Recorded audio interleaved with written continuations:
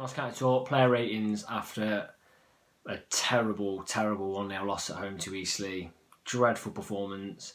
What has happened to Notts? Slipping further and further down out of the playoffs now. Teams around us winning 7-2, 4-0. Season's looking very bleak. Torquay away next weekend. You just wonder what's going to come of it, really. A side at rock bottom confidence levels. I'm just going to get on with the player rating straight away. Sam Slocum, I'm going to give a 6. Would have been a 5 because he was beating his near post, but made a good save one-on-one second half to keep the score at 1-0 and at least give Notts that opportunity to get back in the game. So I'm going to give him a 6.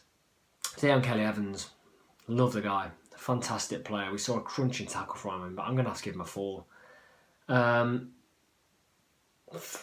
Summed up really by the first half where he just literally throws the ball to the feet of their player from a throw-in. I don't know if it's because there's no competition with Brindley, but this is a few weeks now where he's played, or a few games where he's played, and I've given him a lower mark than I would have before. I mean, it's not reflective on him. The whole side are just lacking confidence massively. So Kelly Evans, unfortunately for me, as much as I like him, gets a 4.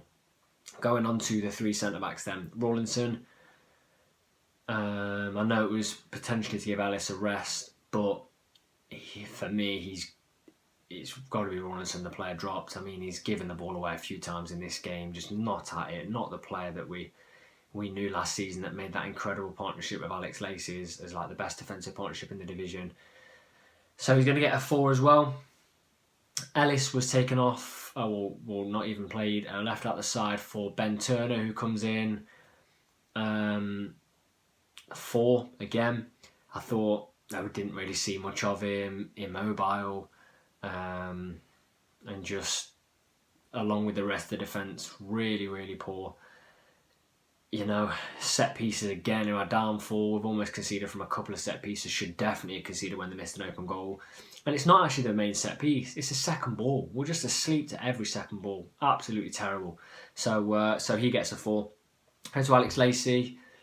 Slightly better. I'm going to give him a 5. I think Lacey's better at playing the ball out of defence. A little bit quicker in that respect. So, he's going to get that 5. He looks a bit more assured and calm on the ball. He's not got the same panic levels as the other two, but still not a very good scorer at all.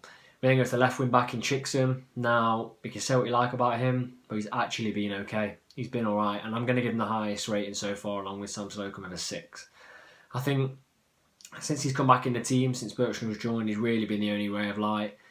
And again, up and down that wing, we know he's not got the biggest engine. He can't run constantly, but he's put in a good performance there, and I thought he was okay. Compared to the rest of them at the back, he comes out with a bit of credit, along with maybe a little bit for Alex Lacey. So I'm going to go a 6 for Chickson. We then go to a midfield 2. A midfield 2 with no support from anyone else. A 2. How is that not going to get swamped in this division when you've got a loanee that's very young in Griffiths? How? I don't understand. We've got all these players and we're playing a midfield 2 and playing a formation that doesn't suit any of our players at all. Griffiths, I'm going to give him a 5.5. I thought it was okay today, but you could see his frustration. There was no options to pass the ball at all. I mean, he was looking forward and there was just Carl Wotton there, who's not the quickest.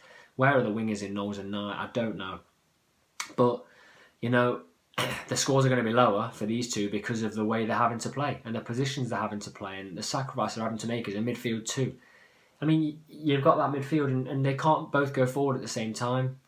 Once they're both back, we're pegged back. There's some nice little touches in there, but they've got no outlet. They've got no outball because Kelly Evans and Chickson are pegged right back and it's taking them 20 seconds to get forward because they're shattered doing it the whole game. I don't really dislike the formation massively. So 5.5 for Griffiths, and Reeves I'm going 5.5 as well. He's not been the same player for a few weeks, but he's having to do extra work that he probably wouldn't have to do if there was an extra midfielder in there maybe. And he's put some nice balls to break the lines. That's why he's not got a 5. He's got 5.5. Few balls to break the lines, but again, it's forward to a Carl Wotton who's got his back to goal 35 yards away, and then he lays it back and runs off, and all of a sudden you're back to square one, you're back to Reeves, you've had the ball 10 seconds before, so 5.5. We'll go to sort of the wingers. you know, the sort of striker sort of inverted. I don't really know. We'll go to Knight. I'm going to give him a 5. Didn't really see anything from him today. Nothing of real note at all. So I'm going to go 5 for Knight. We'll go Knowles. Now I'm going to give him a 6.5, and that's the highest rating so far. You know, if anyone was going to score today, it was Knowles.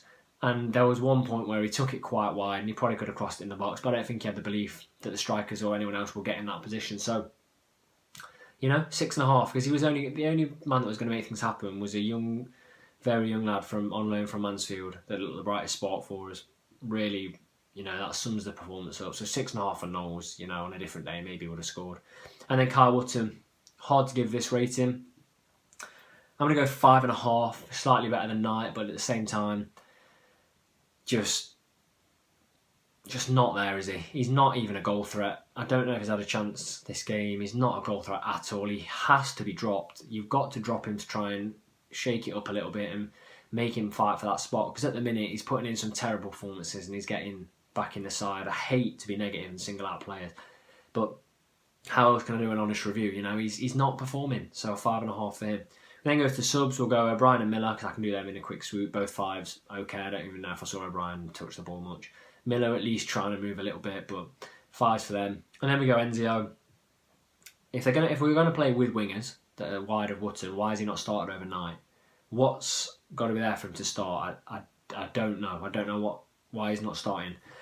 But we go for a 6 for Enzio. I mean, he's taken a few players on. Instantly, he's the first player that can breeze past someone. And his final ball wasn't fantastic. If his final ball was better, we might have got, you know, a goal or maybe even got ourselves a winner, because I think he made a few opportunities where if that ball was good, we have a real, you know, 50-50 chance of scoring. So Enzio decent. I don't know what he has to do to start, but overall, awful performance. And, you know, not season we could be seeing it fizzle out and what's happened to the Magpies. So I'd be interested to know what you think of the player ratings. And as always, don't forget to like, comment and subscribe.